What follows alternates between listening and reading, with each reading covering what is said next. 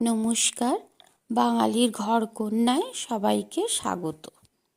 কোনো রকম ঝামেলা ছাড়াই একদম সহজভাবে যে চিকেনটা রান্না হয় তার নাম সহজিয়া চিকেন। আজকে আমি এটাই রান্না করে নেব। বছরের প্রথম দিন লুচি, পরোটা কিংবা পোলাও, ফ্রাইড রাইসের সাথে ভীষণ ভালো লাগবে। তার জন্য এখানে আমি 750 গ্রাম চিকেনকে ভালো করে ধুয়ে পরিষ্কার করে জল ঝরিয়ে নিয়েছি। আর বড় চামচের 5 চামচ আমার ঘরে পাতা টক দই দিয়ে দিয়েছি। এবার এটাকে আমি ভালো করে মাখিয়ে নেব। আমি কিন্তু এর মধ্যে নুন দিইনি, কারণ নুন দিলে মাংস থেকে জল ছাড়বে। সেই জন্য এটাকে নুন না দিয়ে শুধু দই দিয়ে মাখিয়ে নিচ্ছি। আর এটা যতক্ষণ ম্যারিনেট করার জন্য রাখা যায় তত ভালো। আমি এখানে আধ ঘন্টা মতন রেখে দিয়েছি।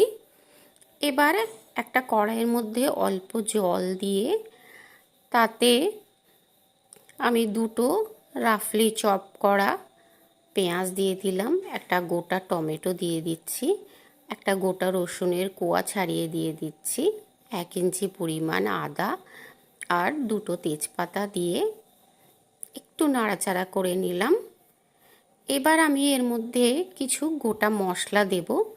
1/2 চামচ করে দিয়েছি মৌরি আর জিরে, 1 চামচ ধনে, দুটো শুকনো লঙ্কা আর গোটা 20 মতন গোলমরিচ দিয়ে এর সাথেই একদম আমি সেদ্ধ হতে দেব।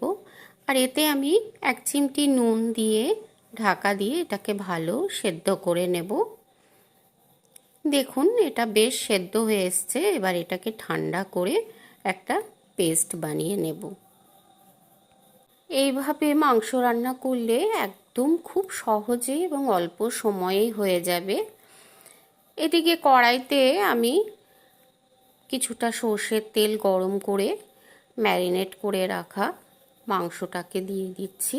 এই সময় আঁচটা কিন্তু একটু লোয়ের দিকেই থাকবে, তার কারণ চড়া আঁচে টক দই দিলে অনেক সময় দইটা ফেটে যায়।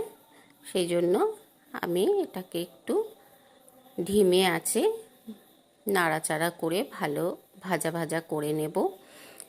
আমি এখানে তেলের মধ্যে শুকনো লঙ্কার কাশ্মীরি যে লঙ্কার গুঁড়োটা সেটা দিতে ভুলে গেছিলাম, সেটা এখন দিয়ে দিলাম। এতে মাংসের রঙটা খুব সুন্দর হবে। দেখুন মাংসটা একটু ভাজা ভাজা